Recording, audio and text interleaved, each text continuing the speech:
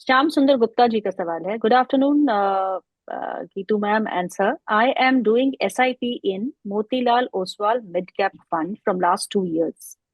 It is underperforming and giving negative return. How much time needs to be given to a fund?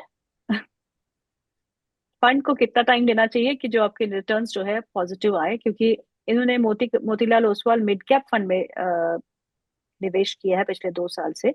और पिछले 2 साल से आई think 2024 के onwards mid cap has not been in that kind of a momentum. थोड़ा बहुत दिक्कत तो रही है।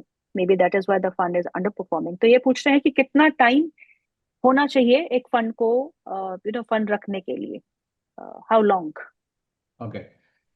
सो एक बेसिक एग्जांपल से समझते हैं। अगर आपने कोई ट्री प्लांट किया है, सो इट्स लाइक आपने फंड में इन्वेस्टमेंट स्टार्ट किया है। सो वो ना तो 1 साल में बड़ा हो जाएगा, ना तो 2 साल में बड़ा हो जाएगा। So it it will take time.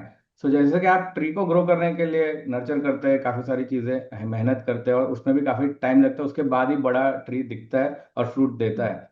Same way में अगर हम फंड्स की बात करें, आपका आई थिंक 2 साल हुआ, 1 या 2 साल हुआ है। जी, जैसे दो मैडम आपने साल बताया कि 2024 में हमने पिक पिक देखा था सितंबर में इंडेक्स का, और हम्म, अनदर 1 ईयर हमने कोई बड़ा परफॉर्मेंस नहीं देखा और मिड कैप भी अंडर हम्म, परफॉर्म रहा है। तो दैट इज द रीजन जी, फंड परफॉर्म नहीं कर रहा है। But it is their duty, उनका ड्यूटी है कि आप कंटिन्यू रखिए, आपका इन्वेस्टमेंट SIP को कंटिन्यू रखिए। अगर हो सकता है तो बढ़ाइए। और आई थिंक यहाँ पे आपको मिनिमम 4 से 5 साल देने चाहिए। और ये 4 से 5 साल मैं ये नहीं बोल रहा हूँ कि आपका परफॉर्मेंस ही आएगा, मगर ये 4 5 साल आपको डालना है, उस हिसाब से देना है। परफॉर्मेंस मुझे लग रहा है 5 साल के ऊपर या फिर 7 साल भी लगते हैं, काफी फंड्स देखे हैं कि बड़ा टाइम लेते हैं, मगर फिर हम्म, एक्सपोनेंशियली ग्रो भी देखने को मिलता है। So it's like hmm, planting a tree. मुझे लग रहा है फंड्स कंटिन्यू करना चाहिए और हम्म। धीरे धीरे SIP अगर हो सकता है तो बढ़ानी भी चाहिए।